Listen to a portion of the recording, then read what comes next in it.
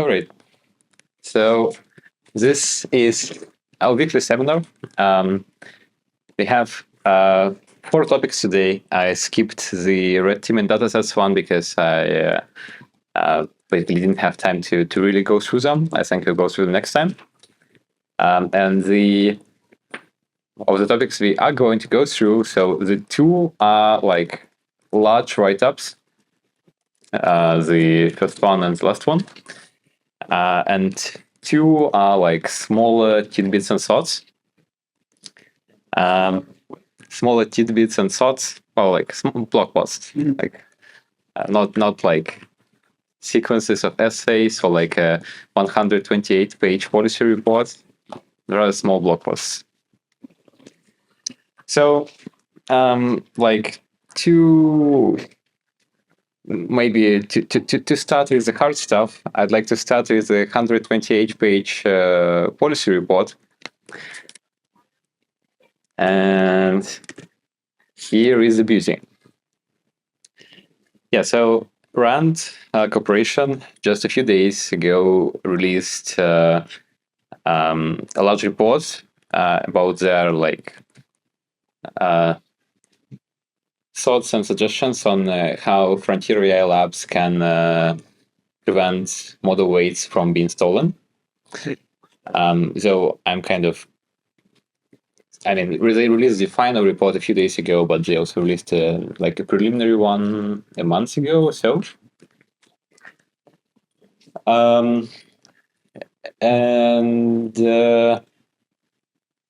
So what they start with is they're saying that AI is going to be important, and if you stay on the baseline in terms of information security with AI, then we are fucked in more ways than one. And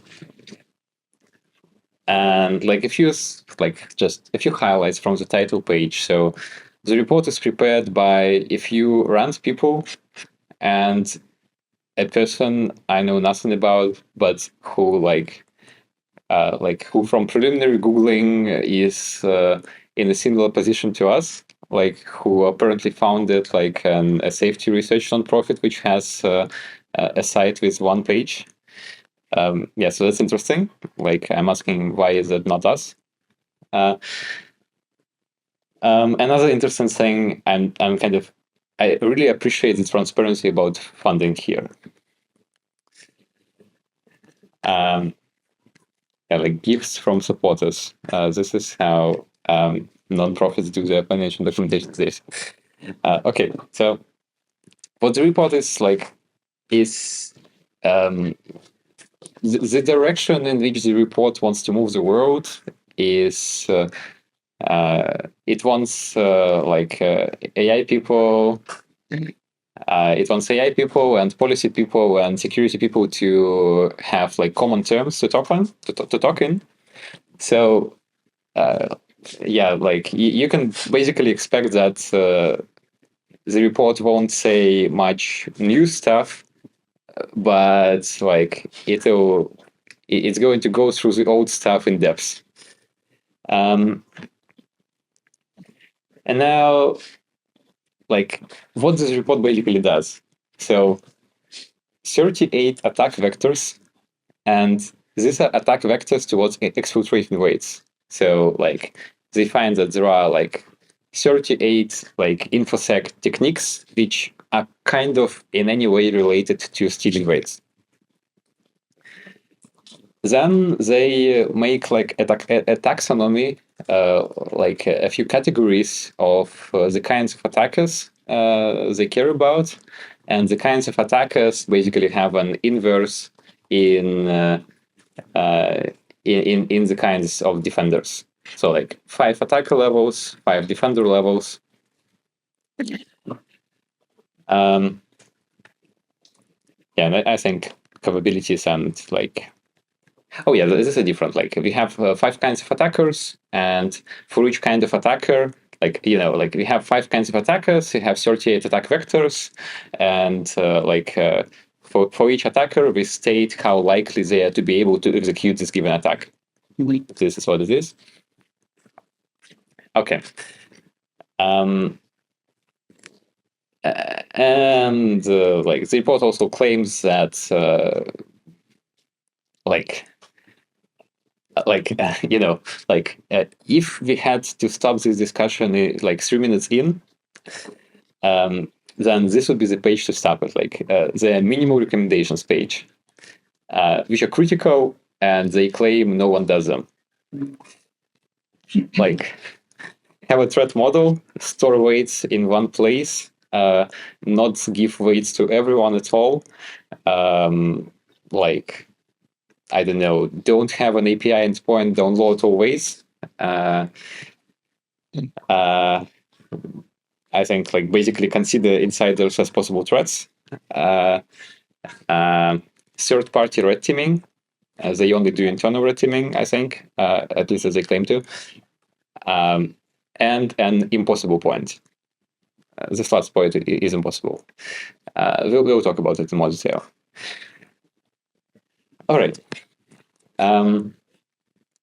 Another like the second part of this, like this part of the page is like what would be feasible to do in a year and what no one does, and like just do this, except the impossible point. And the second part of this page is like basically more advanced stuff, which would be good to begin efforts towards, but we don't even have a time scale for implementing this. I think the most interesting of this is basically hardware security modules for model weights. So it's a box which stores model weights, and like it can do inference, but it does not implement a copy of weights operation. So it's like a YubiKey. Mm-hmm. Okay. Right. And I mean, like all of these points seem great. I'm just the report basically elides the question of enforcement totally.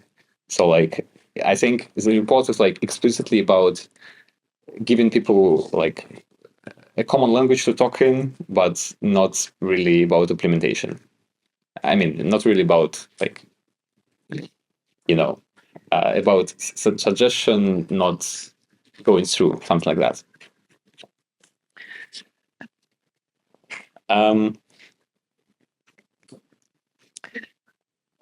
Also, it's interesting to say that the RAND Corporation, like one of the large like a very mainstream think tank, currently talks about AI in terms of national security. So let's give it a skip. I think this is yes. So like the final thing to say in the preamble is that like this is about what an AI lab can do by itself, basically. So like as a corporation, as an organization, what can it do? And this is not immune, right? They're just wondering when. Well, I mean, those steps sound kind of true. Like if you want to think about it in like a Machiavellian way, then what they're doing is they are just telling policymakers the words to say and the frameworks to use to whip those damn labs into shape.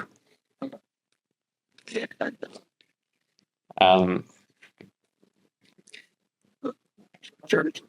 Yeah, okay, I lied. Actually, there is one other thing to say in the preamble, which is the process was to interview people, like interview 30 people. Some of the people are like top secret national security guys who basically say, like, I don't know, I see more zero days, like in a day than you see, I don't know, pixels in your screen or something. And like one interesting thing they say is that most like is that many high scale hacks do not get publicized. like basically like if a government gets hacked, they just don't do a press release. And so if you just use open source information to estimate risks, then we're going to systematically underestimate.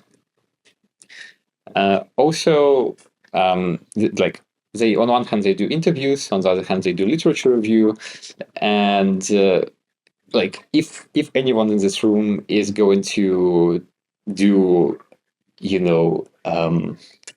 the kind of information security work which is about using the right words and not writing code, then these are exactly the things to look at. So like these are like general frameworks to like hacking anything in particular. Okay, so what do they do? First, they classify attackers in 5 categories.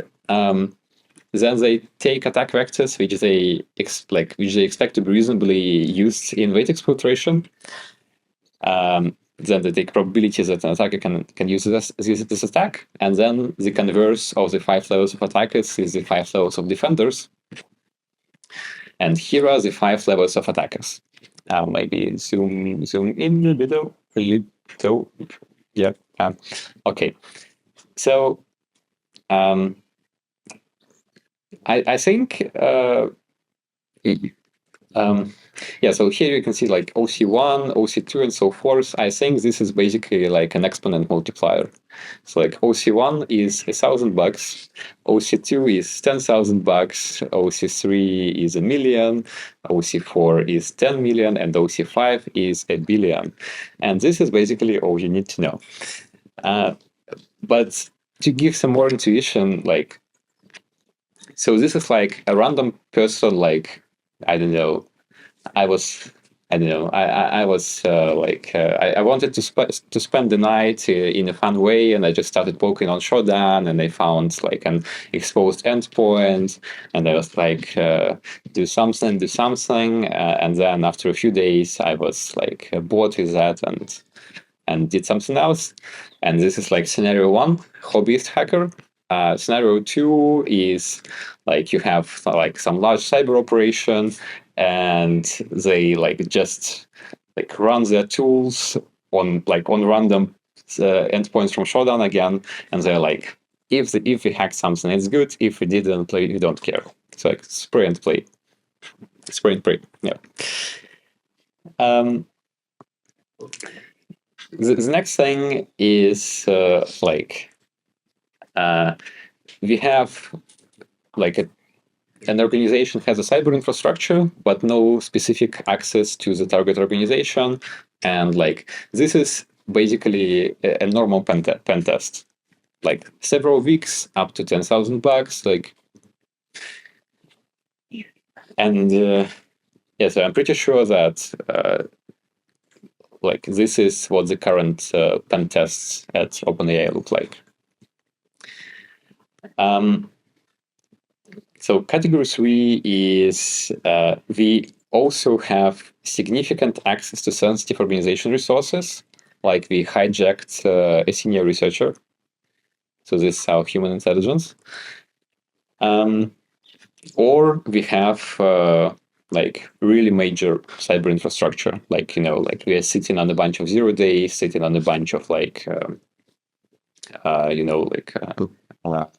malware constructors, with customizable payloads, this sort of thing.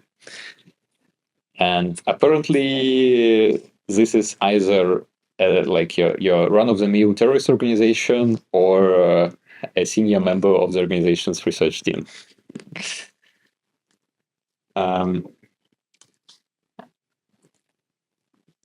So now we get into like to the serious stuff, where we have like 100 hackers and a 10 million budget. And this is a standard state actor.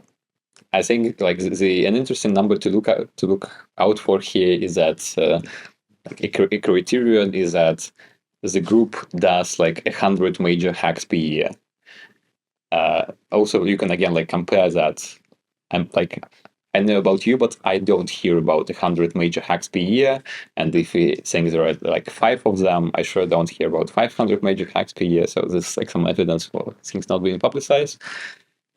And this is basically our like unicorn. Basically, a billion says it all, right? So a billion is like how many GDPs of Georgia? Yeah. So it's basically not a good government. Yeah, this is like imperial government. Which Imperial. imperial I mean empire. governments can share do that. Just one. Probably J10, J8.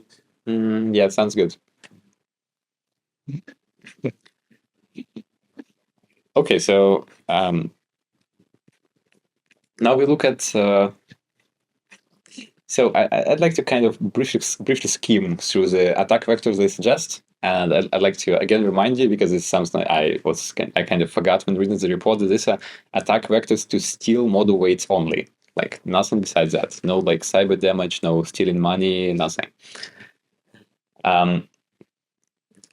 So we are like basic like exploiting vulnerabilities, like basically code execution, because when you execute code, you can steal weights.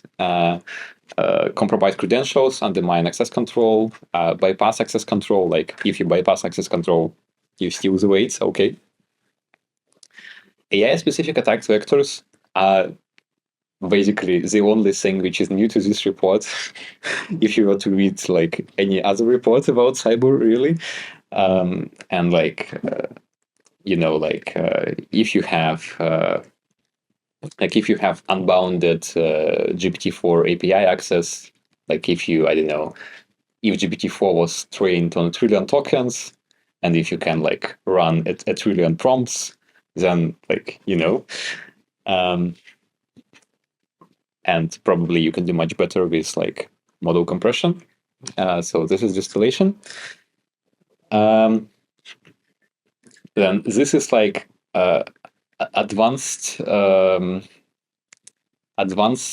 hopping through perimeters, kind of like Tempest is attacks through electromagnetic emissions. So like if you have if you have like a RAM, if you have RAM, there are results that you can like get a non-trivial amount of data just from the electromagnetic emissions of like a RAM bin. So this is Tempest. Then you can just go into the data center and plug in a flash drive. This is that. Supply chain attacks is, actually we'll go through this, like there are a bunch of examples. Human intelligence is either like, is the senior member of the research team who either wants more cash or isn't happy with the company policy. I mean, this stuff happens like every day. You mean? I mean, human intelligence. It's like every other week we have some news about some new model being leaked because somebody wasn't happy with like some needs. Well, I kind of think models normally get leaked for other reasons, but I generally agree that like human intelligence vector happens every day. Yes. All right. So a few fun things I want to show you. One of the things, one of the things they cite here is a $180 USB cable which can provide full remote control of a device. And I'd just like to ground this down a little tiny bit. Yeah, where is it? So this is the thing called the OMG cable. And what this is basically what it is. So like basically you have like an ESP microcontroller in the cable. It's tiny, so like it fits in exactly. And if you connect say a keyboard with this cable, then it can log everything, or it can also input keystrokes, like insert them into the stream. And it has a Wi-Fi chip. It has apparently, I'm not sure it actually has GPS. It probably like infers position from Wi-Fi, so like it can also like loosely detect where it's at. Yeah, so that's the thing. So like it behaves like normal USB 2.0 cable unless it starts inserting its payloads, and logs everything up to 650,000 keystrokes on a full speed USB connection. This is the thing.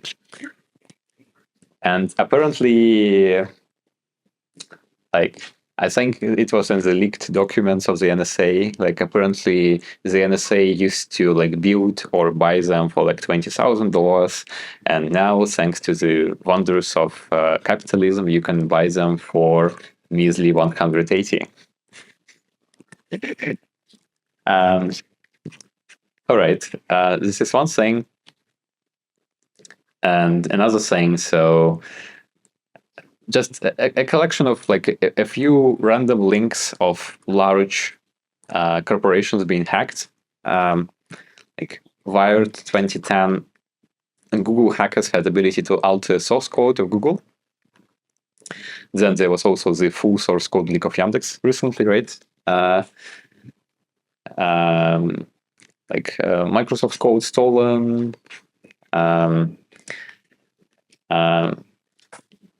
So like this kind of go well together. So there's Iranian offensive cyber attack capabilities, but also recall that Iranian's nuclear program was destroyed by a cyber attack.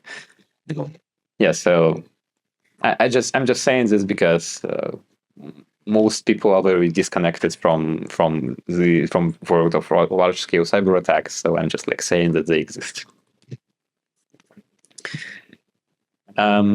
Also, like interesting tidbit: North Korea investment in cyber is apparently 600 million to 800 million. So, like, not quite to OC5 yet. Okay, so the next section is we take the attacker capability levels from OC1 to OC5, and we take all those attacks and like we draw a bunch of colored boxes. And basically, I think we should read this table as follows. Like first, you should look at the leftmost columns, like OC1, OC2. And what we're seeing here is that, just like scroll to the table so you can see which boxes, like which columns are colored and which are not. And what we're seeing is that a few categories are especially like vulnerable to smaller scale attackers, which are attacking non-updated software, because you literally just run Metasploit and you're done. And social engineering, because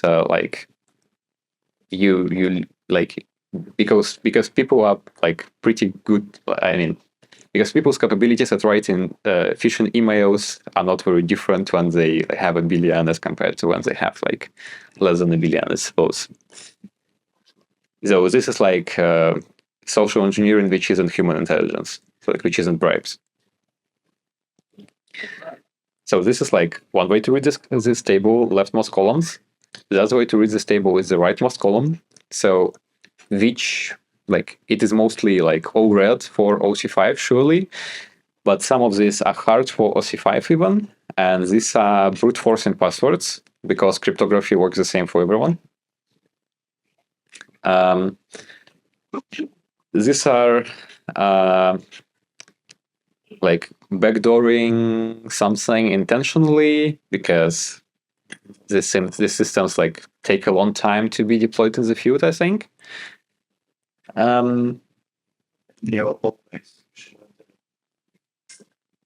Check your slips and fuel flow. there is a story about that slash. Yeah. Um, yeah, so like they are small in this because they can't directly influence correctness of configuration. Again, like apart from human intelligence. From this, because these are research questions basically. How to do this well. From this, because like Tempest is a research question as well, basically. Because like there is no device to do Tempest for $180. Also, military takeover. Why does so low? Because China still hasn't taken Taiwan. Basically because like you can take something, but can you hold something and everyone is going to retaliate? Like I think the major advantage of everything else is that like you can do it sneakily, and even if you get caught, basically like I don't know, maybe you get a note of protest. But if you're going to invade sovereign territory, then that calls for an airstrike.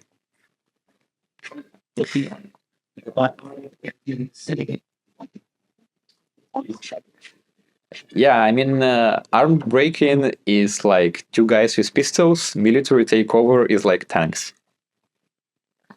Or like, I mean, yeah. So I think this is like two guys. This is like a few SWAT divisions or something. And I think most of the sentence of man was 70. You're saying that most data centers are protected by one guy. Oh. By one guy. So like two guys can take him. No, we're on. Yeah, I mean, you're saying that a data center can be taken by an armed break-in and not a military takeover. No, I mean, some cannot be taken by people. All right.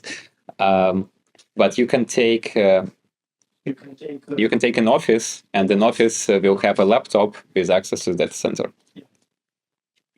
Yeah. Because Yeah. Yeah, I think we're done with this table. Well, maybe it's just worth it to look at the kinds of human intelligence. So, like, if you are a terrorist, then you can bribe someone and you can extort from someone, but you're going to have a hard time placing someone as a senior researcher in the team. But if you're a government, then you're good. If you're a great government, then you're very good. Like this is like one singular strength of like top state actors, human intelligence. Also, there is this helpful remark that the numbers actually mean something, and the numbers are again multipliers.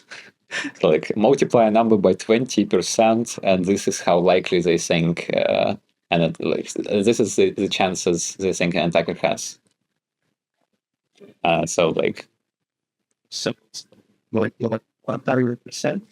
Well, like, but you should like floor it. So like, this is more than 80. This is less than 20. But to check states for objective or This is a great question. Like my personal expectation would be kinda yes, but I'm not like a national security person.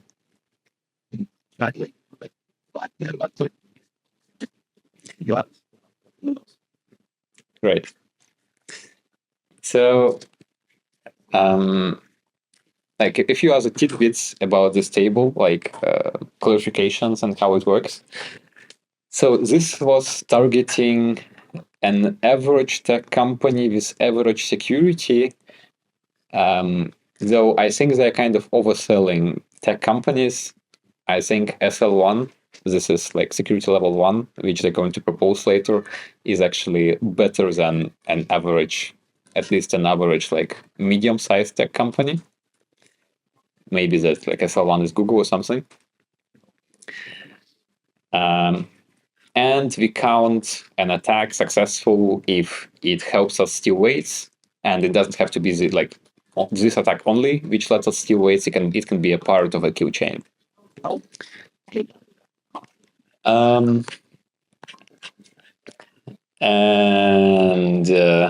like what's interesting among the people they interviewed, so these 32 experts, everyone basically agreed what small attackers can do, but there was disagreement about what the state actors can do. I expect this to happen because like some people, because of people's different backgrounds, like basically, and also because of like, availability. Like small cyber attacks happen every day, so like you know how they work, and large cyber attacks like maybe they happen often, but they're mostly undetected or something. Well, we don't see them often, so you don't have as much information. And as for backgrounds, like some people come from national security, and they're like, yes, this happen every day. And like some people come from, I know, like large hacking groups, professional hacking groups, and they're like, yes, this happen every day. And some people are like, security officers at a company, and they're like, I don't know, I haven't seen any state actors this year. No idea. I think this is why people disagree. Yeah, and everyone agrees that insiders are a threat.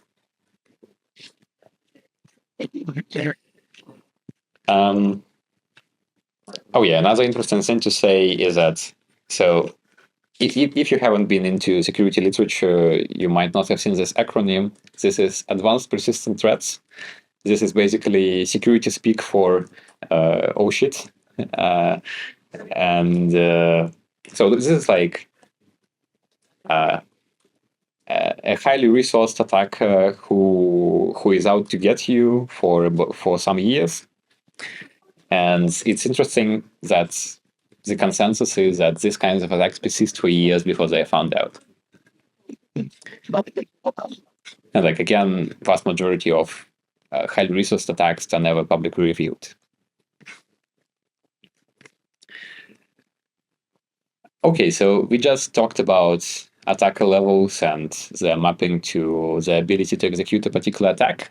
Security levels are basically a straightforward inverse of that. So like SL1 is literally defined as something which can withstand OC1. And yeah, so another thing which is specific to this report is like we can think of a few settings in which we want to protect the models, in which we want to protect the weights. And these are when we train a model, when we are researching the model. So this is like when the kind of research which was done with the like anthropic thing is conducted.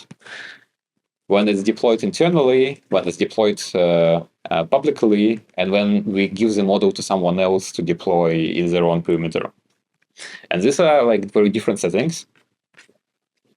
Okay. Yeah, and now we're going to have another table, and another table is going to say what you have to do to qualify to be a given security level. Oh my. Not good.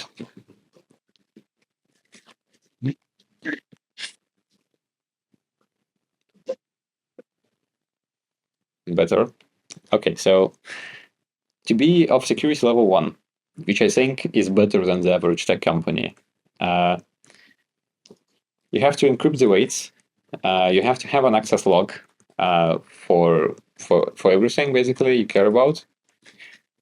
You have to have multi-factor authentication, single sign-on, zero trust network.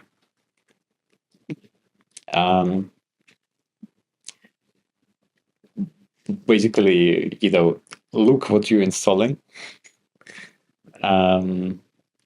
Enforce screen locks for an activity. And read security news and tell people to lock their screens or something.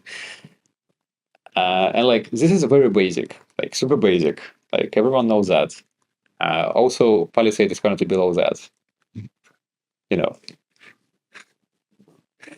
But also we are not a frontier AI lab. Okay, so SL2,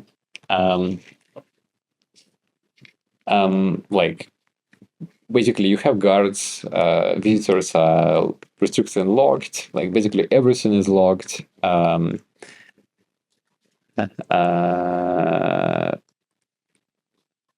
More standard stuff, security by design, security by default, have shredders,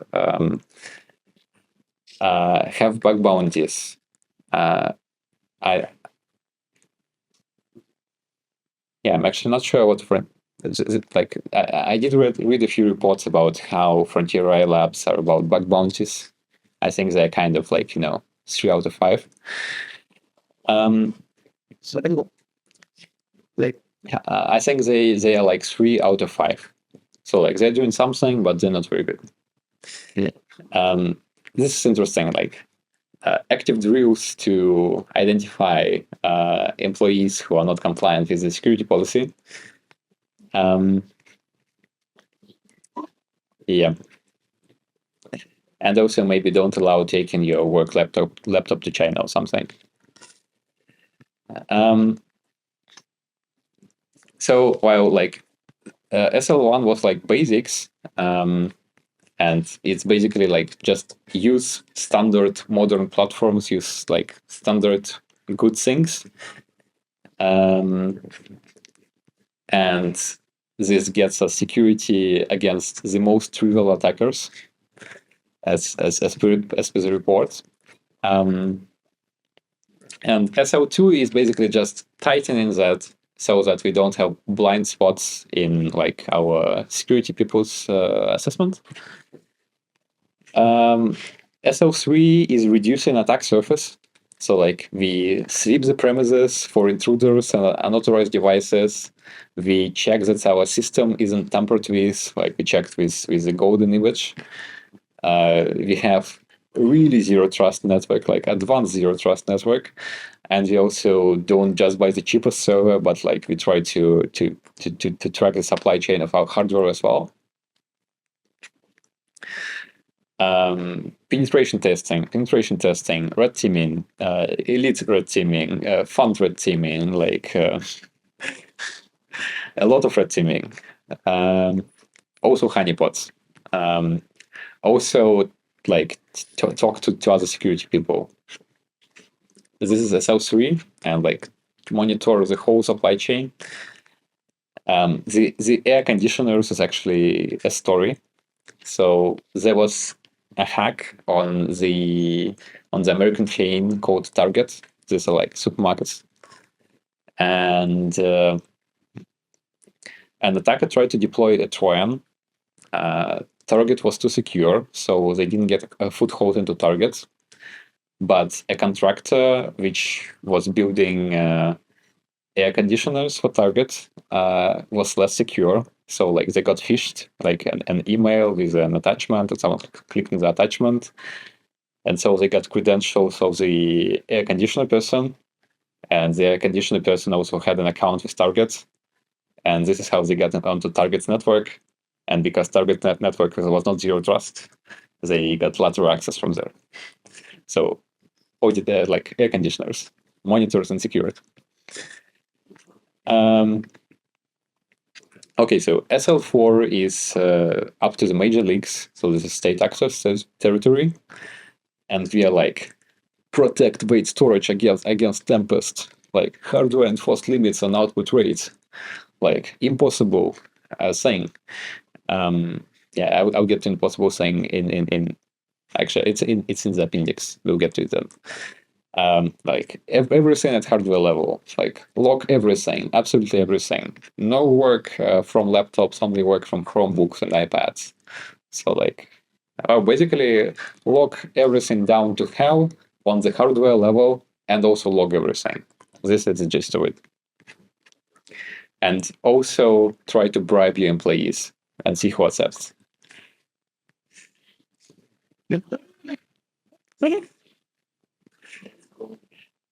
Um, Okay, so SL5, like they explicitly say that security level 5 is currently unachievable.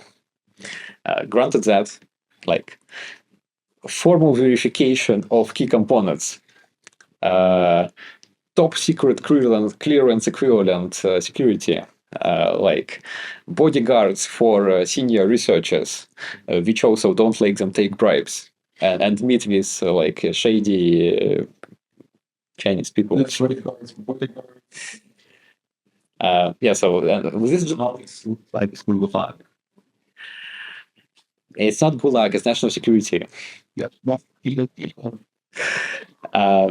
Yeah, so this is an interesting principle. So like prioritize security over availability. So like if you're not sure, just queue it. it's like a seat department having Yeah, exactly.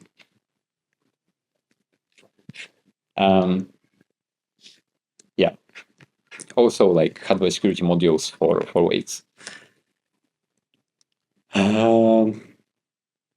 Yeah, so one little tidbit about like apparently experts disagreed how many people can have access to weights before we are like unsecure by design. And I think a fair way to summarize it is that, like, you know, if more people than you can count on your hands and maybe toes as well have full access to weights, then you are not good. But if you have some sort of restricted access to weights, then you can scale it.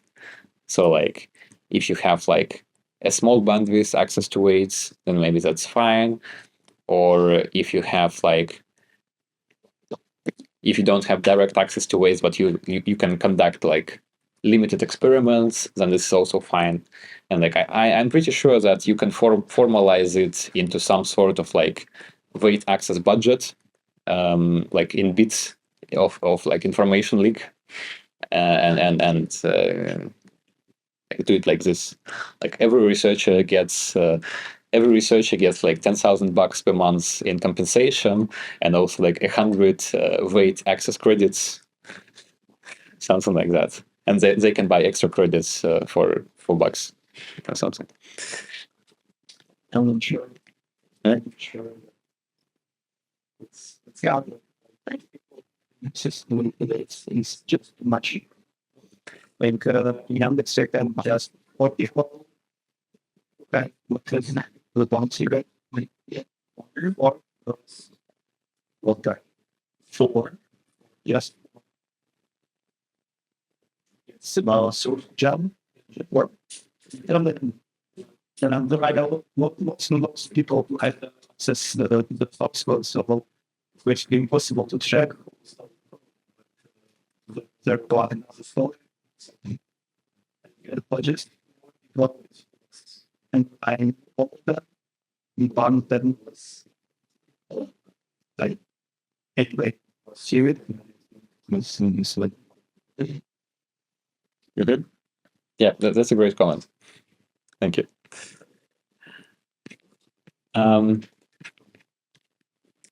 Yeah, so we are basically done. I just have a few fun highlights, and then we are completely done. So like we are in appendix territory now, not the main meat. So I just saw the word Kaspersky and it triggered my eye, and like here is the thing. So in 2013, wasn't 2023? Am I misremembering? Because Oh my, 2023. Okay, I'm impressed more now. So Kaspersky, high and top management, they find malware like on managers' iPhones, which records microphone and steals files. That's basically the story.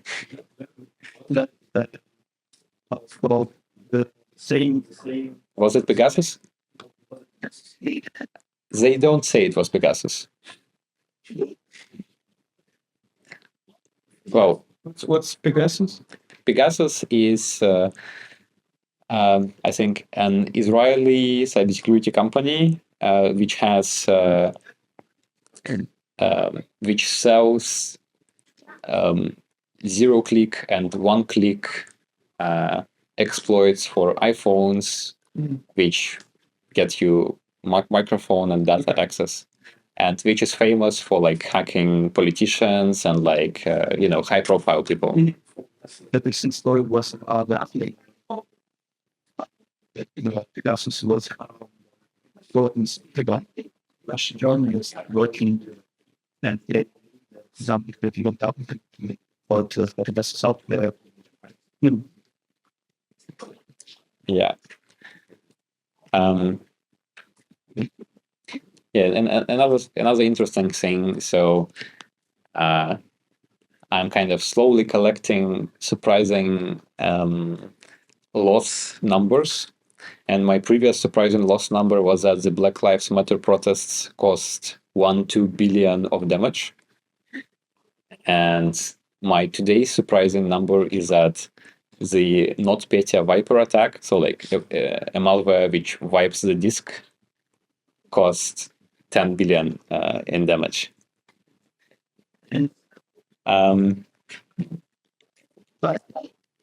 What else?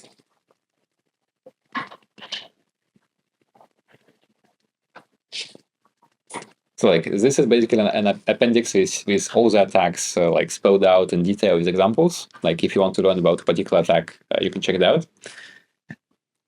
Oh yeah, another thing. So Operation Rubicon, in which the CIA and German intelligence purchased like a cryptography company which gave them access to clients' information of the cryptography company. Then there is like SolarWinds is a very famous recent attack which affected all the major infrastructure providers. And like basically, if you hacked Microsoft, you hacked all Microsoft clients, and there are very many of those. And so like it was like very large in like very broad in impact rather. And I talked about the target story already. Oh, the Okta thing is also good. So Okta is an identity provider. It basically does sign in with Google, but like for companies who don't want to rely on Google. And like they hacked Okta and they got access to like 366 companies, of which, I don't know, I think maybe like 300 Fortune 500 or something. And like, because Okta is like a thing which logs you in, like if you have Okta, then you basically have instant admin or like instant like lateral movement, like everything. Okay. Also China's 5G equipment or something. Like there's like this story that the West can't do telecom anymore because they're buying from China and like.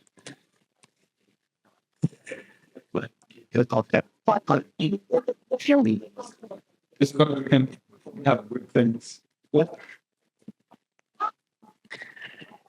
Right.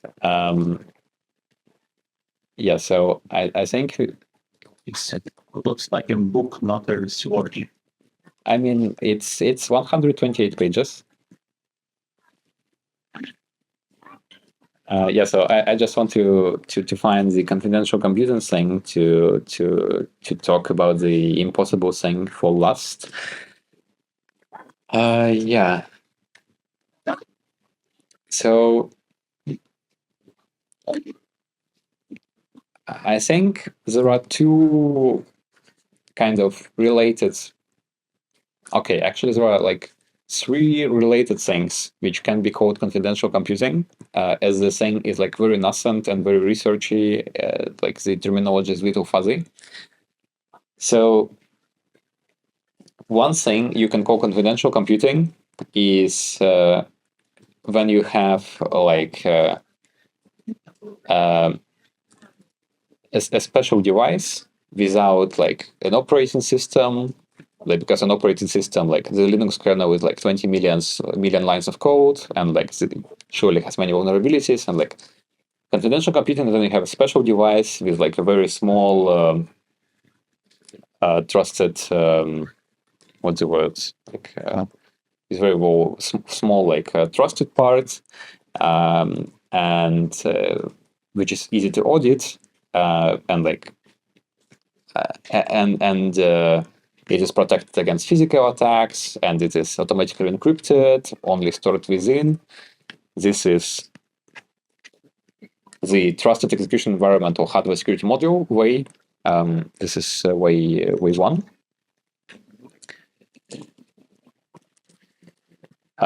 Way two is to use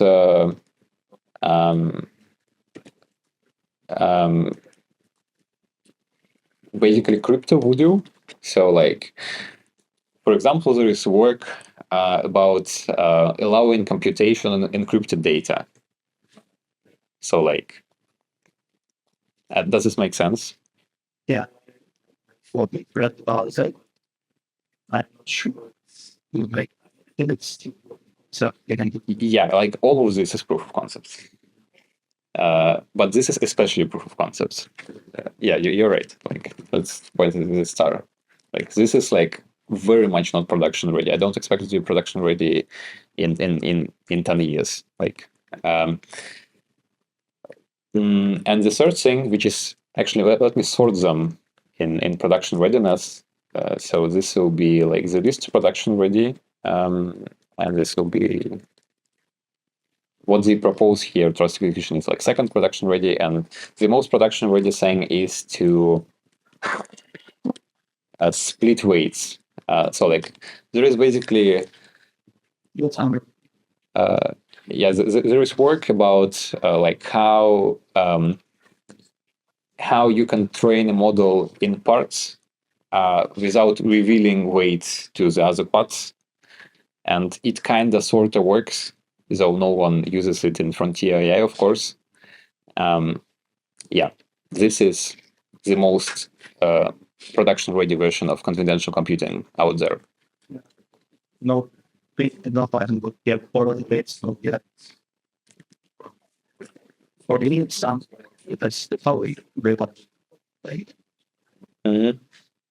Yeah, it would surely be something which I would do if like I were to execute on this agenda. Okay, so I think I have another highlight. Okay, actually, I guess I want to skip this highlight for now. Yeah, so with this we're done. What we looked through was that we have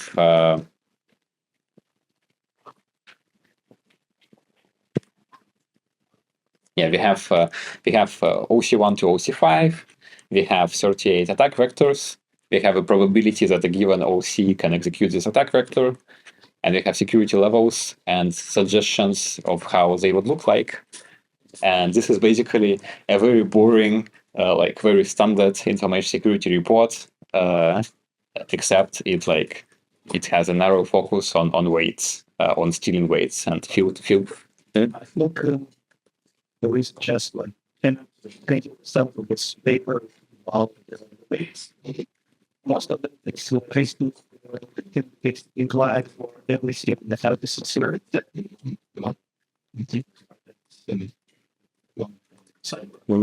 Yeah, absolutely. I'd say like, I don't know, maybe half of this paper applies to like any cyber vector at all. And then like 30-40% is about stealing some secrets. And then like 10% is about stealing weights in particular. Yeah, that's true. All right. Any other questions, comments, queries, something? Like appearance where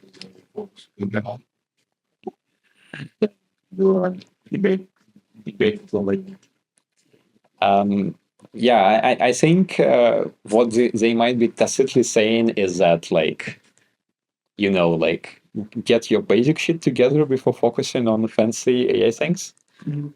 And I think they are like pretty strongly saying that the basic shit isn't there. Yeah, so I think they say like this is one of the first pages, the recommendations thing. Anything else?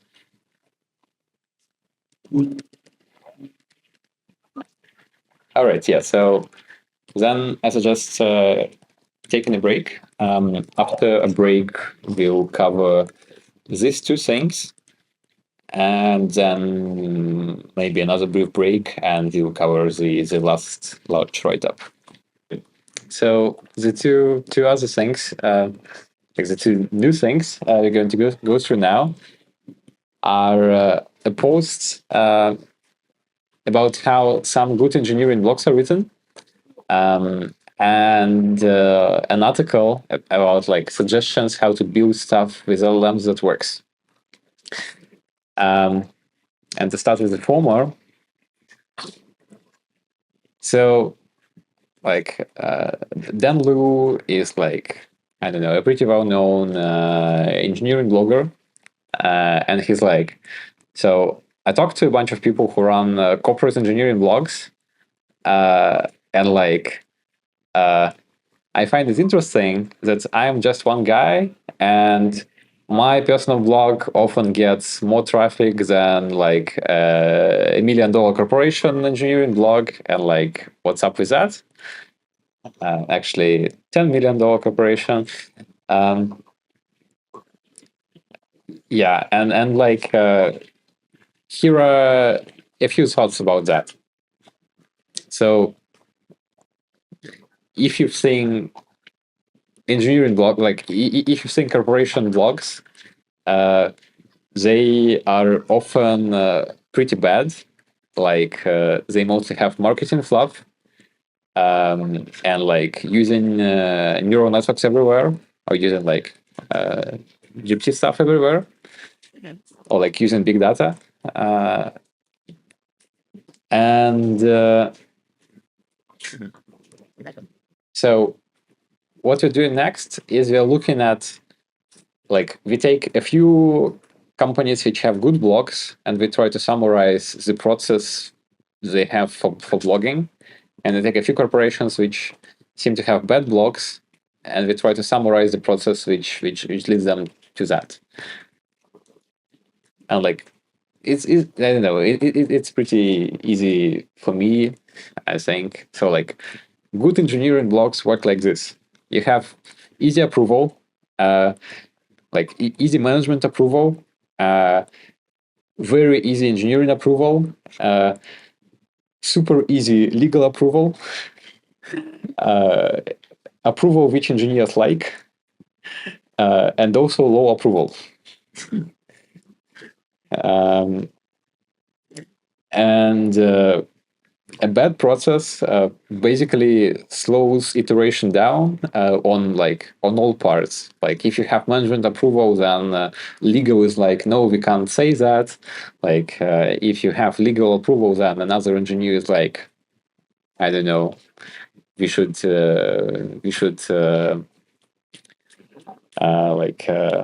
edit it for whatever reason. Leadership says that blogging is generally good, but it's not a priority. Always a red flag. And like approving anything is taking on risk. and is of no benefit to the stakeholders. So like this is very standard. Like good is fast iteration, bad is corporate dysfunction.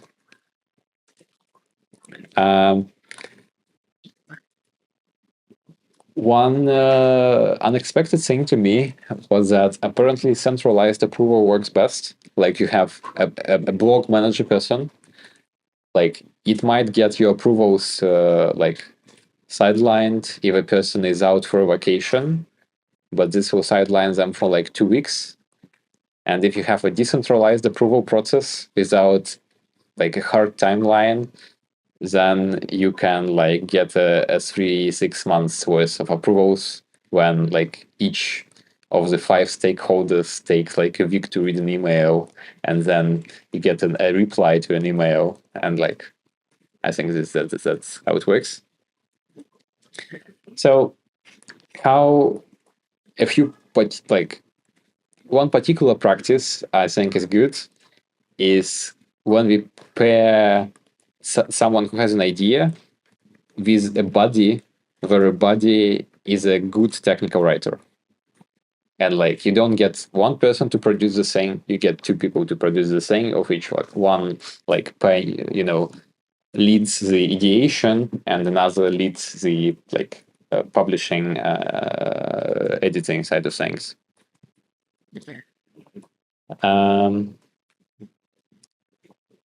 Also, some people add writing and speaking and dissemination as like performance review and compensation criterion, which I think can be good. Like if you actually give people a cash bonus for giving a talk at a conference, I think this is a win-win probably.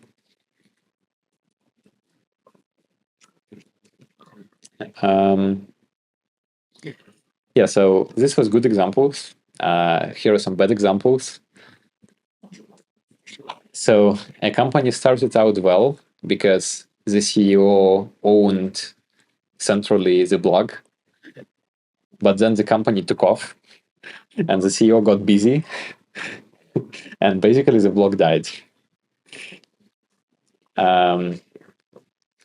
Multiple people told me they vowed to never write another blog post because the process was so painful. 6 months for comms to approve. Yeah, so some people think that all large companies work the same. Like if they work at a bureaucratic company, all companies are bureaucratic. This is not the case because Cloudflare is a large company which has a great technical blog. Impressively, they release blog posts like a deep technical problem, like a BGP optimizer killed a bunch of internet, and they release like a deep technical dive 8 hours after a major outage which killed a bunch of internet.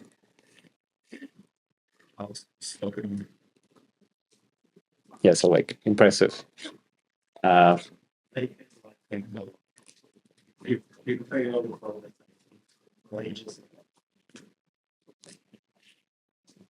Because he's always broken. Just wait for the pictures and then you say that. Yeah, well, that absolutely makes sense. I think, like, I don't know, but I expect what they also did is like they had incident response people, and they also had like a war journalist who was like scribbling notes as people were solving issues, and then they like edited and posted. Right. So yeah, so like this was how good engineering blogs are written. Do fast iteration, do not do corporate dysfunction, do have a writing body. Any comments, queries on that?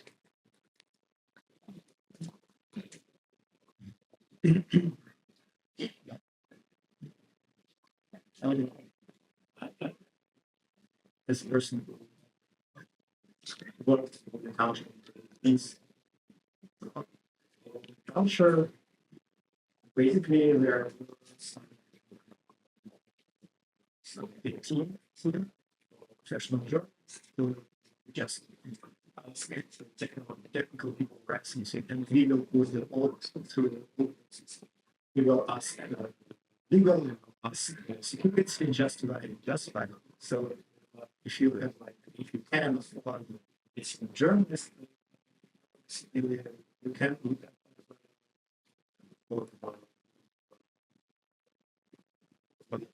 Mhm. How do you hire such a person? Like, what's the job title? Technical. Yeah, what's the job title? Check my Mhm. they can say Yeah. I mean,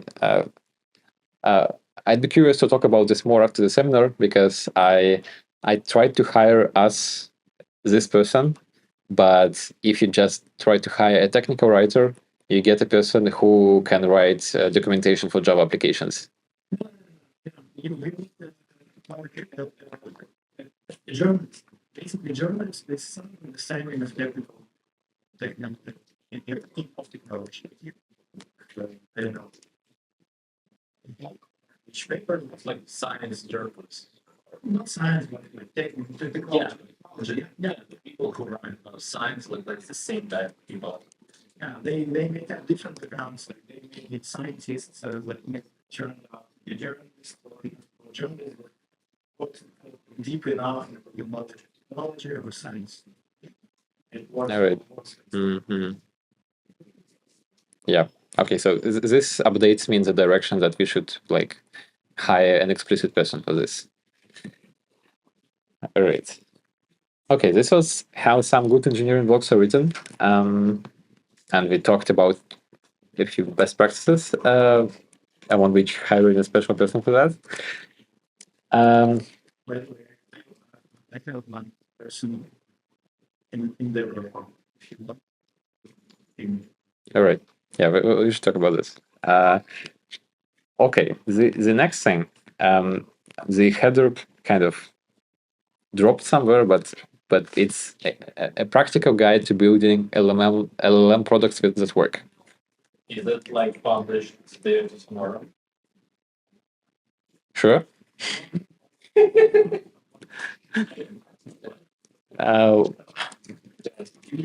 we need to.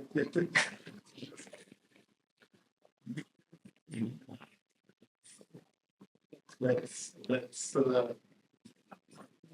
Clear.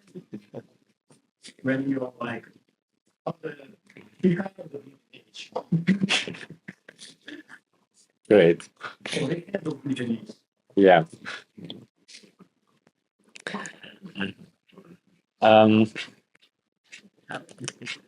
All right. So they apparently have some kind of grand narrative here.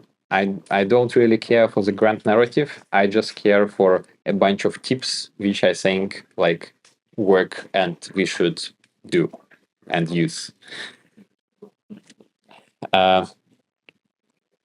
So like tip one, make sure you are doing like all the basics with prompting, where all the basics is n shots. So like provide 10 examples.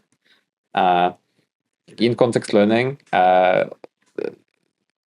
which is like another like a special way of writing examples, basically. Chain of thought, retrieval augmented generation. It's like just do this.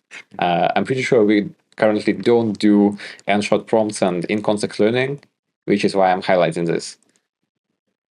So like just do the basics, 5 examples representative of production distribution, examples of using tools. Yeah, so like just do this.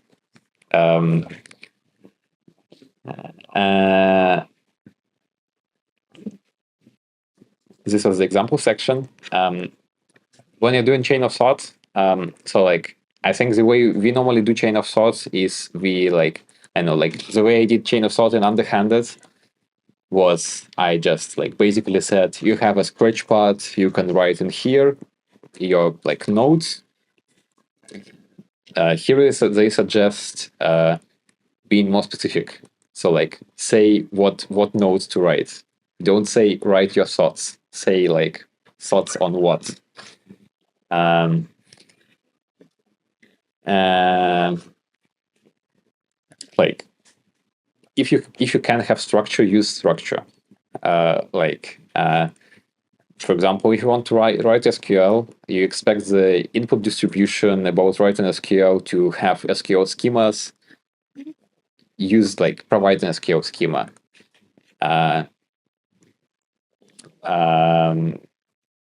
Like apparently Claude likes XML. Like use XML. Everyone by now can use function calling that it is fine-tuned to output specially formatted JSON to have a structured output. Use that like always. I think basically never use free-form output if you don't have a very special reason. So there is also this thing which I think noticed in our work is that like you start with a simple prompt, which is like 2 sentences, but then you try to make it better, and now you have a page-long prompt. And also it works worse on simple inputs, though it fixes edge cases. And so what they say you should do, just like build this as a multi-step pipeline with simple prompts, and like just like go back, use a critic model, whatever. Don't build a Franken prompt. Another thing related: when you're building a pipeline, you have to give like the context, like the messages backlog. And like again, another thing which we've been doing is just like drop the entirety of context in, or like just randomly cut the middle out because it's too much. And what they suggest doing is, like one of the things you should always do when working with LLMs is log everything, like log all inputs, log all outputs. And so this final prompt you sent with the whole context, you can just like print it out, like the context construction, the meta prompting, the retrieval augmented generation results, like just print it out and see if it makes sense. I'm quite confident that in a bunch of our experiments it won't. Like it will have a lot of junk.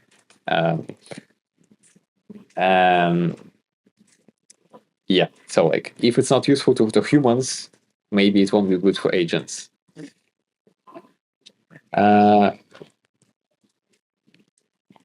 So retrieval augmented generation. This isn't directly relevant to us as of yet because we haven't really been using standard retrieval augmented generation with vector databases and stuff.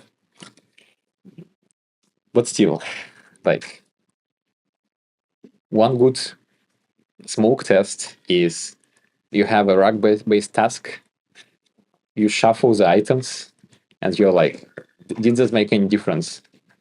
If it didn't make any difference, then maybe your ranking in the search step isn't very useful, right? Then people very often do vector search only when doing RAG. This is a bad practice because it will struggle with proper names. And because people in the industry say that basically first do keyword search and then rank with vector search.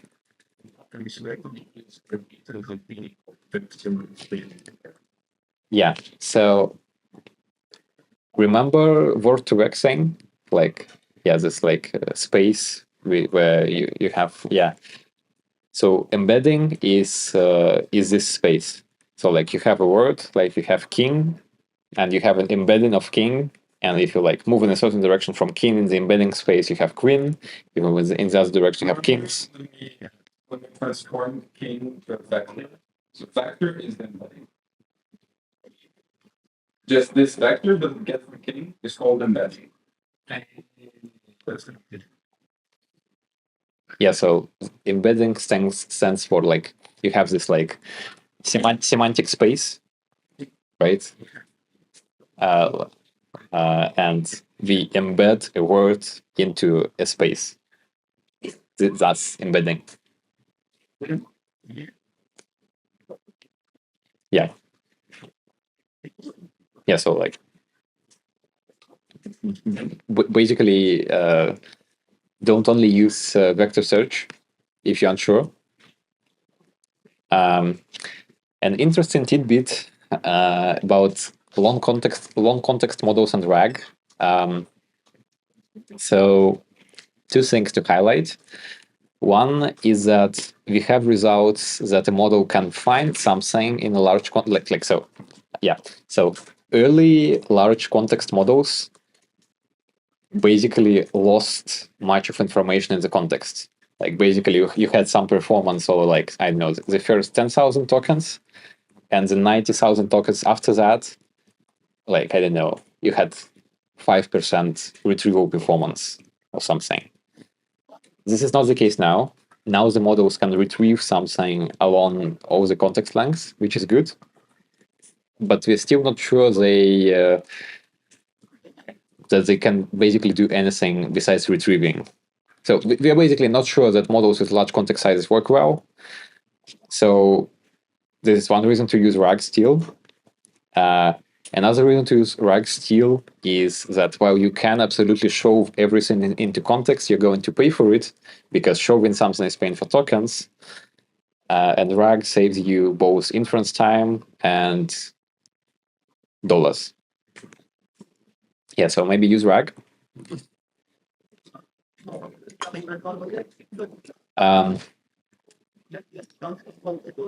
So multi-turn flows. I mean, if you ask me, if you can solve something in a 3-sentence prompt, solve it in a 3-sentence prompt. Don't split it into 3 one-sentence prompt. However, if you can't, then you have to do this. Like, and they cite an example of like a coding bot. And when a coding bot switched from a Franken prompt to a multi-step workflow, we did like think about the problem, think about a test the coding problem has, generate solutions, rank solutions, generate tests, and then iterate on solutions and tests. Like this is basically throwing more compute at the problem, right?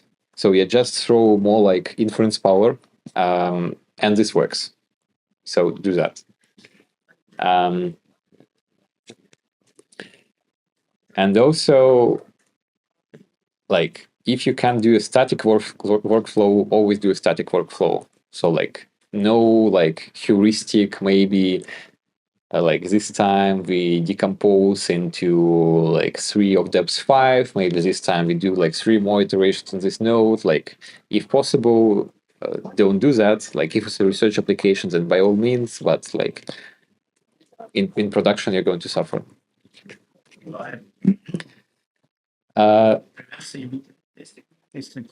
It's just flaky. Like just infrastructure isn't there, I think.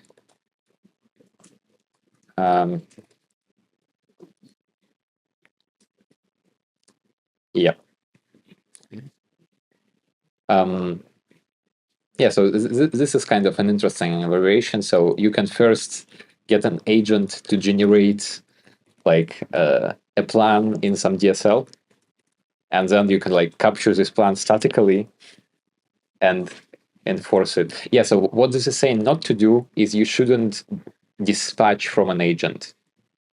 But if you can dispatch from Python, you're good, because Python won't do random shit to you.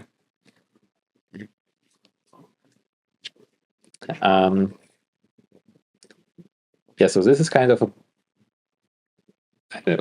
little bit of a fringe problem, maybe, but why not? So if you want to get diverse outputs from the model, then a few things you can do is cache recent outputs and reject outputs which are similar to recent ones and just resample enough times, like this, just against throw in compute, and resample against the cache.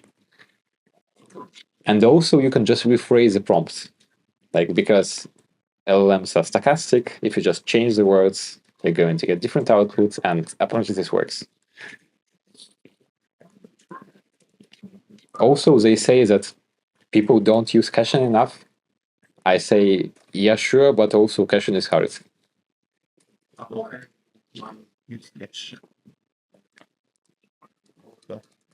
Mm.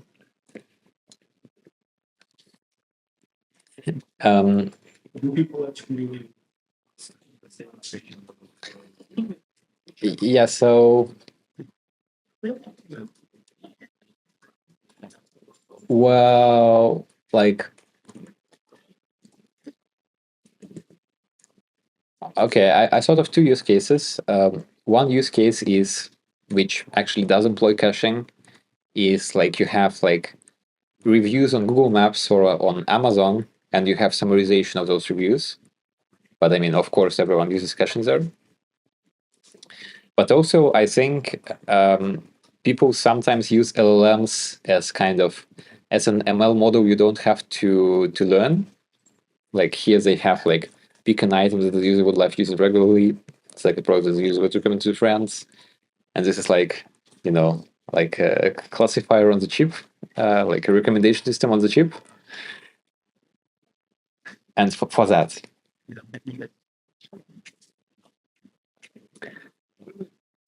okay, so section testing, section evaluation. Use unit tests, because otherwise you're going to drift.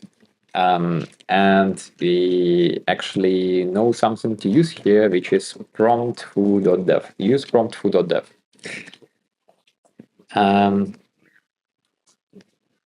Some suggestions for using LLM as a judge. Do not use Likert scale because it's flaky. Use pairwise comparisons because because they are not biased. They are biased because an LLM may prefer left or may prefer right always. So swap and test both.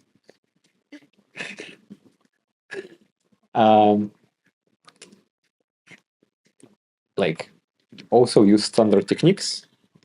Also, this is Harmbench paper.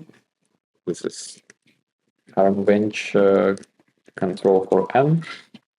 Because if you don't control for sequence size, then you get a different responses.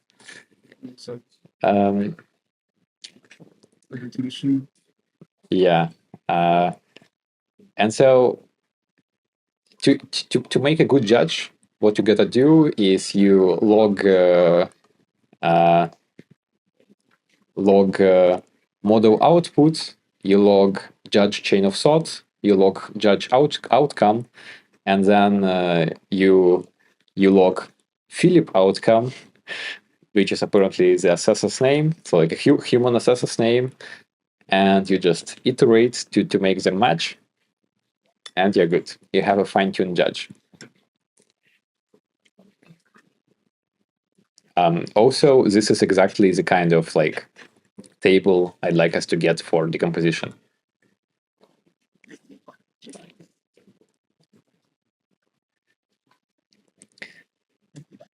Yeah, also apparently sometimes you can just train a text classifier and you'll be good.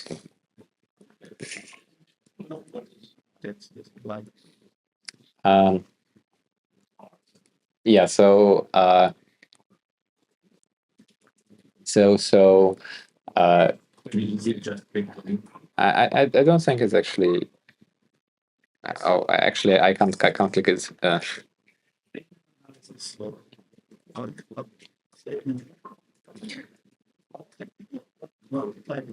This doesn't mean like a rule-based classifier. It means like a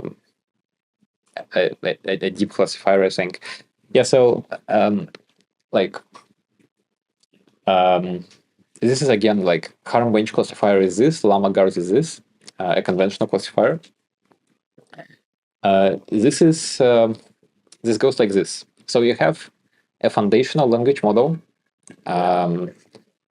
and you can then train it to follow instructions. Like you have plain GPT, and you can make a chat GPT from it by training it on pairs like input translate from English and the word, and output like a French word, right? So like you can train a model to follow instructions, but the base model doesn't do that. It just knows probabilities of words in a language.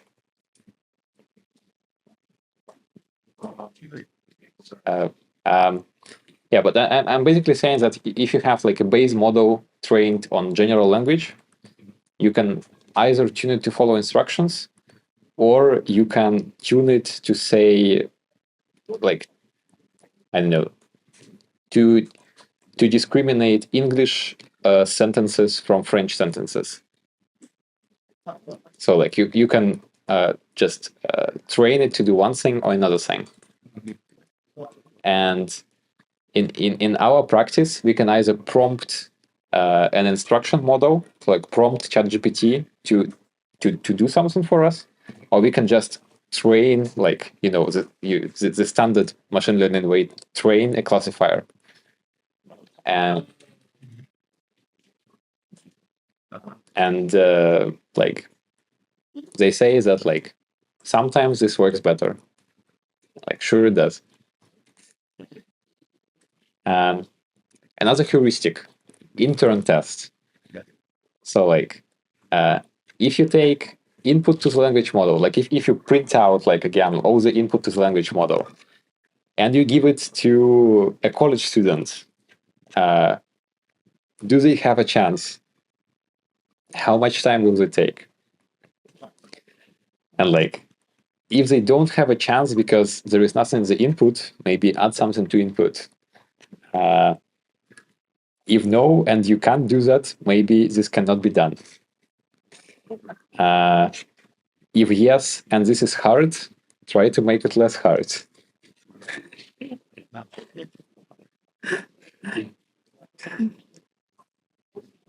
Prompt engineering for them. What's in terms of why This is, I mean, like everyone knows that machine learning people are very smart PhDs. So they are like trying to smart enough, but not smart too much.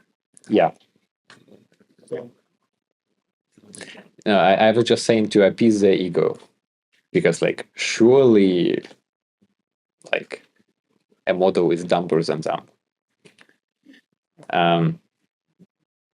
Yeah, so this is like some details. Yeah, so like another special section to do not do Likert scale. Like Likert scale is basically like rate this from 1 to 5. And Likert scales tend to be noisy because 1 to 5 can be underspecified or like up to interpretation. And also slow because you have to, because making a decision from 1 to 5 is harder than making a binary decision. And we have like an industrial story. And yeah, so pairwise comparisons. After author of the Llama 2 paper, use pairwise comparisons. All right. Apparently, industry says that they expect hallucinations at a baseline rate of 5-10%, which is like hugely high to my intuition. Like summarization 2% hallucination. Like if you literally give it like context to summarize from. I think they might be measuring it in an interesting way, but still, like, interesting that the industry says that hallucinations are so like pervasive.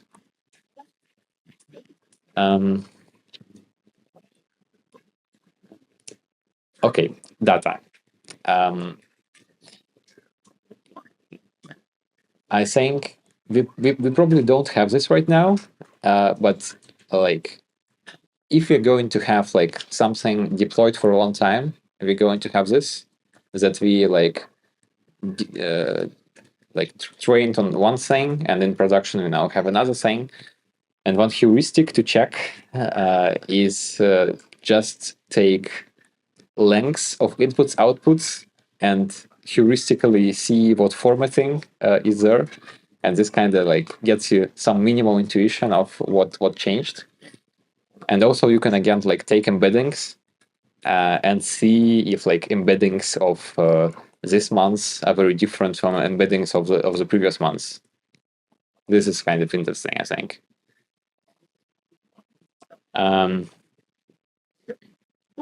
Apparently, there is a Japanese saying about this, which is not a saying, it's just like an idiom, a Japanese idiom, which is genshi genbutsu, which is take real things, that is, log everything and look at production logs. And also, like, maybe summarize production logs with like embeddings or links. Look at samples every day. Yeah, that's the same. We talked about structured output. This is kind of interesting. So models can have random performance for random reasons, and sometimes upgrading from like old GPT Turbo to new GPT Turbo will get you a 10% drop, and sometimes the opposite thing. So like models are random, consider pinning models and doing like evaluations when you migrate. I think this is one of the last things I want to highlight. They say that you should design your user interface for human feedback. So like ChatGPT interface has a thumbs up, thumbs down button. Or like, yes, this is the thing. Or like in Midjourney, a user can upscale and download, which means strong positive, or they can generate a variation, which is like kind of positive, or they can regenerate, which is negative. Means this generation was bad. Or like coding assistant, user just accepts very good, accepts and tweaks kind of good, skips bad suggestion. So like consider designing for human in the loop.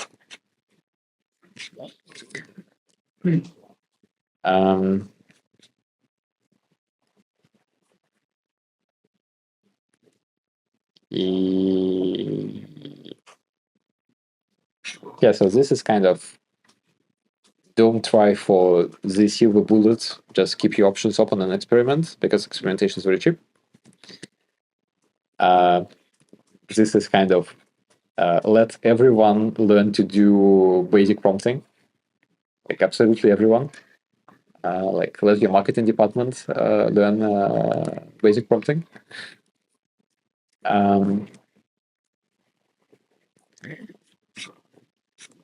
Use LLM ops, use weights and biases to have faster iterations and to log everything.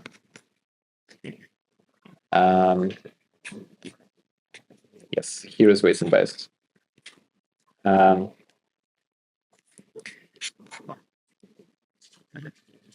Log everything, evaluate everything, have tables.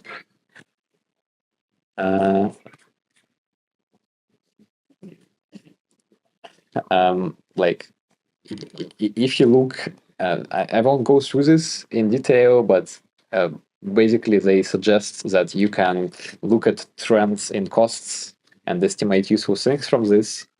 And like right now, generative video game characters are very expensive, but if you estimate by trends, by their methods, they say that like we should have enhanced games in 2025, like just by economic trends, just by costs. What does it mean? I think what this really means is that characters have like dialogues which are not hard coded but generated, which Well, yeah. Like, there's a lot in the game, dialogue, situation. Right? It's some next step a lot and the voice. yeah. So this would be like like in context, like you give the agent the context, like what characters they are, like what's happening, everything, and let an LLM play the part. Okay. And then, like it's not like you absolutely can't poke the LLM like to say the right things. It's just like the right things can be said like in a variety of ways, and they don't have to be exact same as they are right now each time. Like this can play about user dungeons. Right? Mm-hmm. Yep. Yeah, and that's the thing. So this was like quite a bunch of tips. Let me try to summarize them. So like prompt basics. We are not currently doing those basics. We should. And like this, I'll have this up in our chat. Prompt basics, pipelines of small prompts, retrieval augmented generation, and like context. Basically, like be nice to your context and don't just shove everything into your context.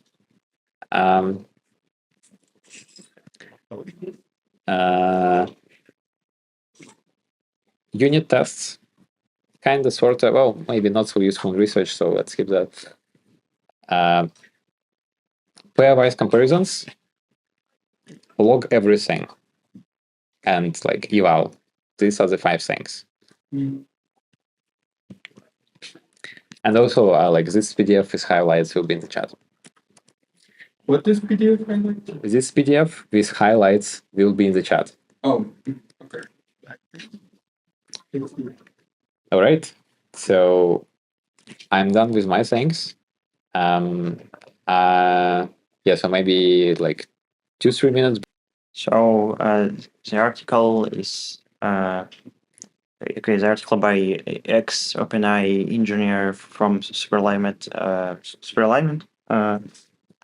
So actually, I have read only one part about security, like security related part. I think the key points of this is like firstly that AGI is okay. AGI is coming and it's dangerous. The second key point is that China is dangerous, and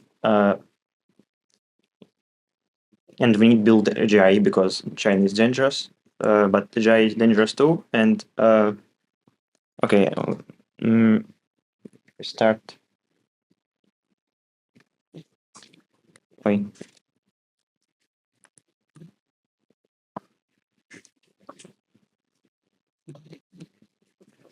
Oh yeah, okay. Actually, I didn't read that, but I think it's something like you have one husband. Next month you'll have 2 husbands, and it's like explanation. So you'll have AGI is like 3-4 year. yeah, it's also like historical examples.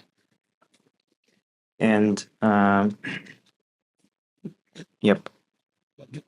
And the trends. Let's see.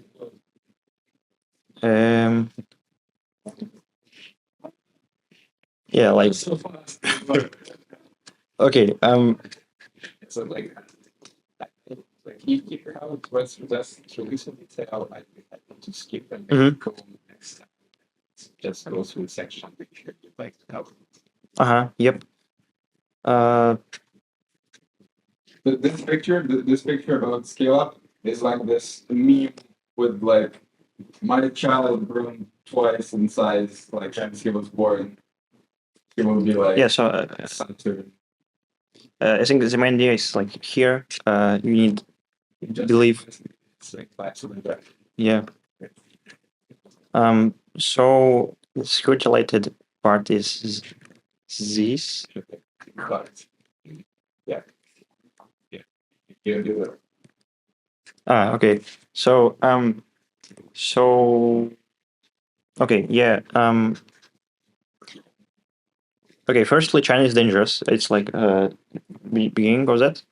Then we have something like modeling of main threats. It's zero day wounds, infiltrate in air-gapped. Okay, Stuxnet, something like supply chain attacks. Also, again, Yes. okay, I forget the name, but we talk.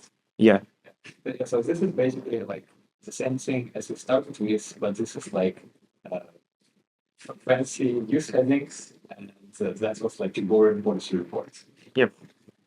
And yeah, and we also have something like assets modeling. So the 2K assets is model weights. That's also related to our first topic.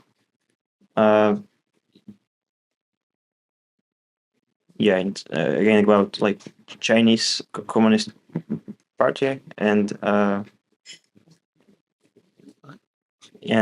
here's a link to first article that we have reviewed today. The second K assets is algorithm secrets. So the idea here is that probably is similar important as compute to AGI achievement, and we need secure that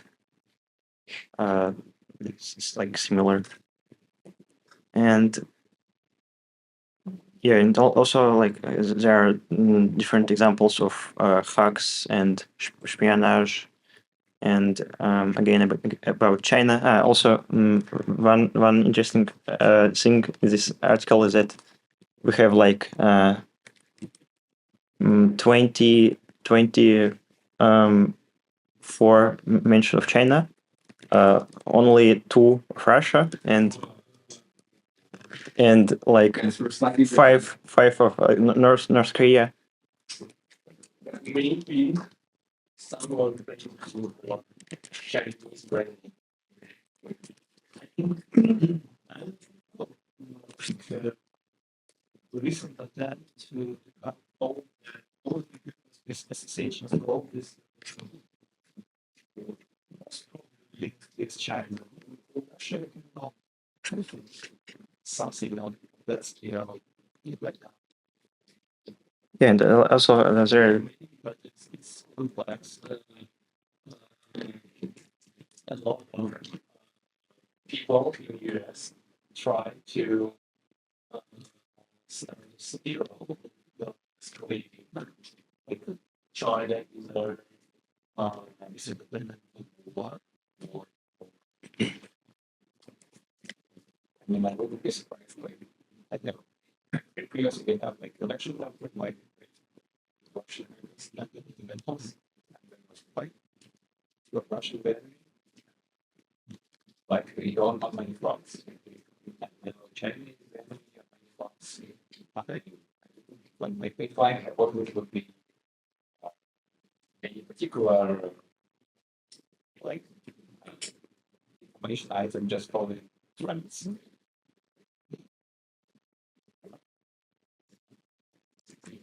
Yeah. Also, there are suggestions for security and link to our first article. So it's like fully air-gapped data centers, physical security.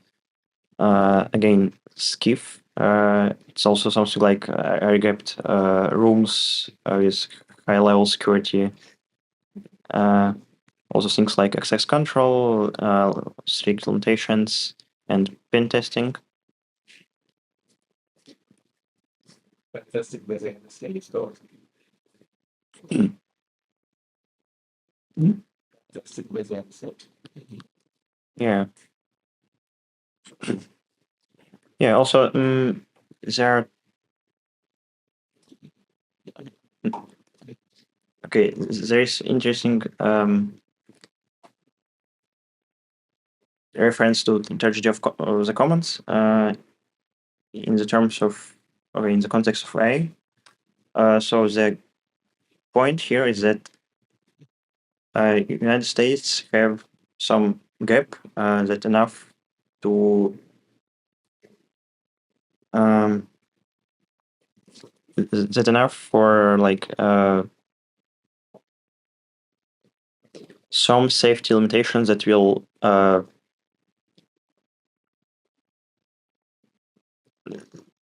slow down the progress, because the Chinese couldn't achieve the same level of like same level of progress.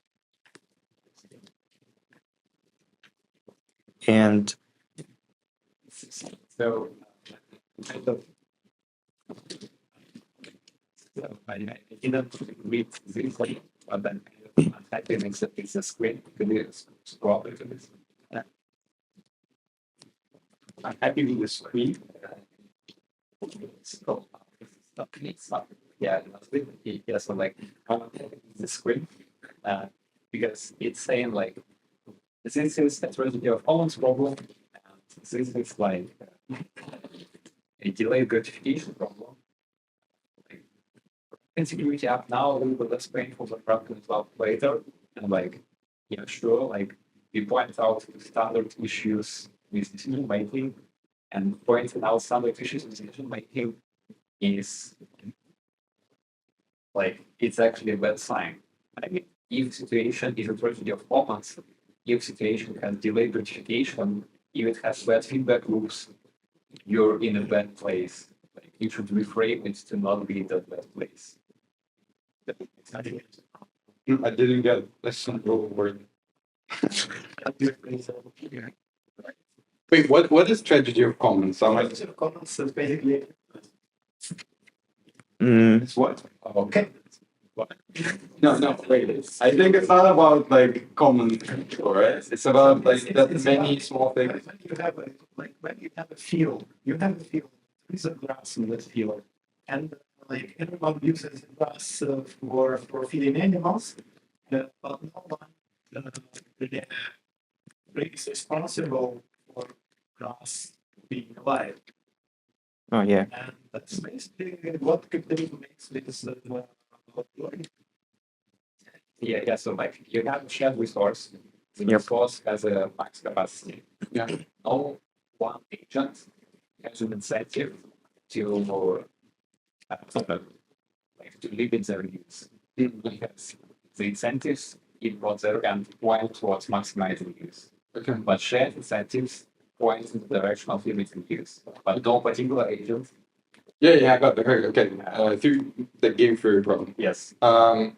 And what's the tragedy of commons here? GPU? No, it's common W. It's called no.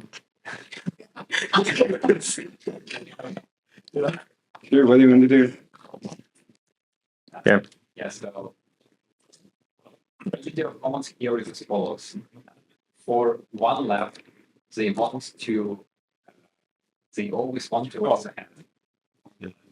For But everybody needs to go slower so that then we don't achieve AGI before we can do something about it. yes, Yeah, basically, it's like nobody treats AI as we treat their yeah, they should. Probably it's more related to chicken game, right? In game theory, chicken game in game theory, yes. it's more related. Chicken, And what were you saying? it's, I don't know. it's all entity. Yeah.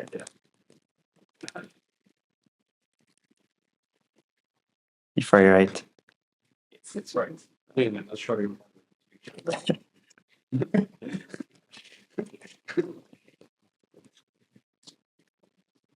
Oh. So chicken game goes like this. You have two cars. Yeah. One to another. Yeah, I know the chicken game. Yeah. Familiar with the chicken game. I know. Oh yeah. Okay. You were saying that Okay, so like there was a problem. point one, this is the balance.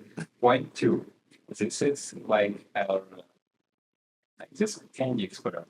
Like when you give a child a choice of one candy now or two candies later, because like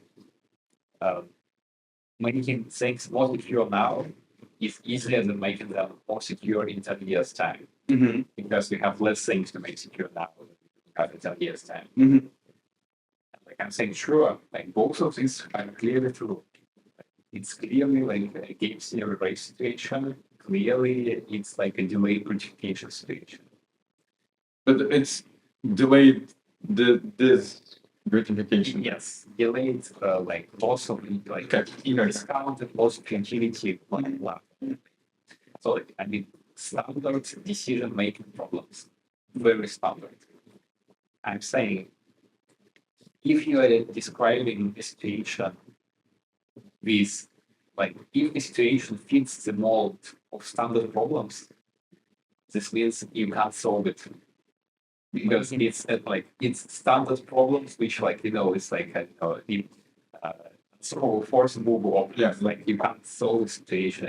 If you phrase the situation this way, you can't solve it. Yeah. And I'm saying that like if the report like if the article stops at this framing, this is the best way to frame it. I'm not sure if it does so. Okay, yeah, I got it now. Yeah. So okay, actually then I have something like again, Communist Party is dangerous, but also don't forget about Russia and North Korea and their hacking capabilities. I love how US are just the ultimate good guys.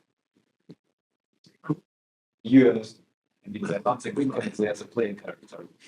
Yeah. Yeah, and so then we have some like historical examples with nuclear program, and I think the main idea is something like we need the AGI is something like nuclear weapon, so we need security as in nuclear programs. Yeah, so and actually mainly that's all I think. It's madness. Okay.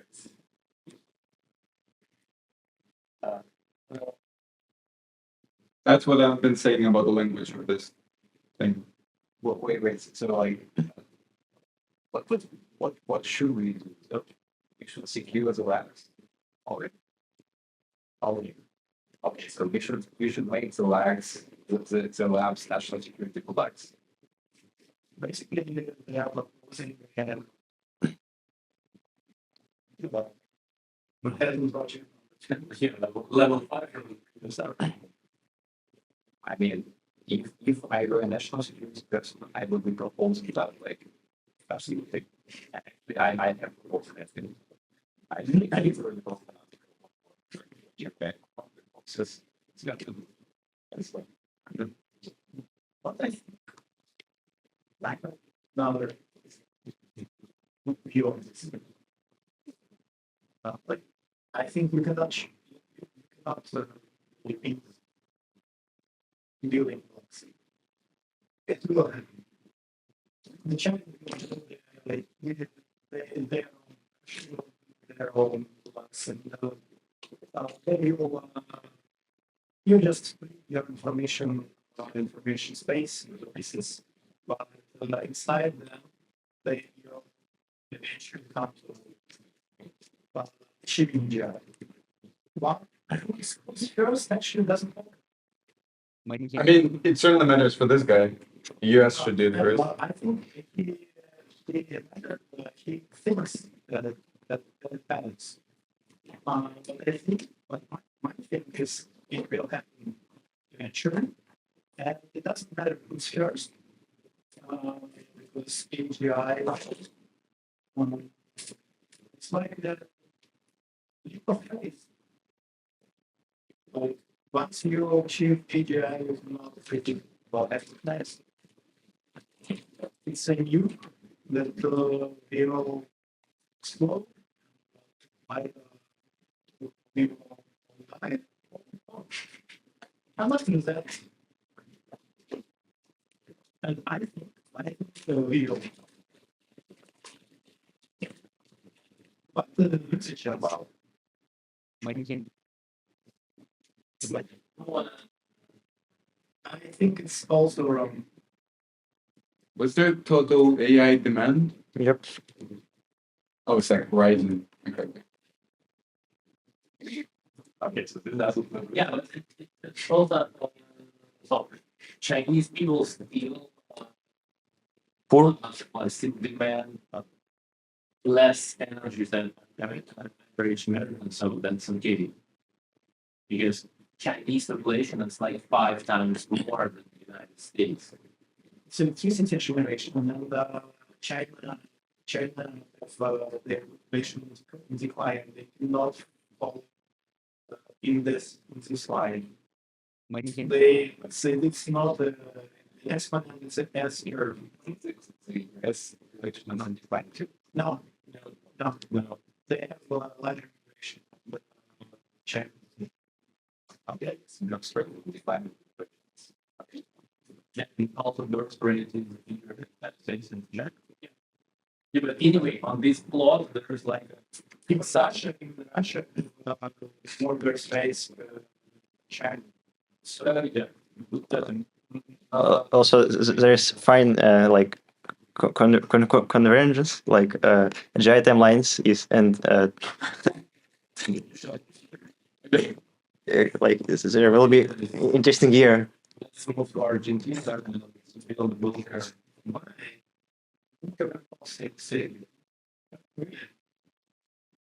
You just like take all your money and experience you what you can until the Okay.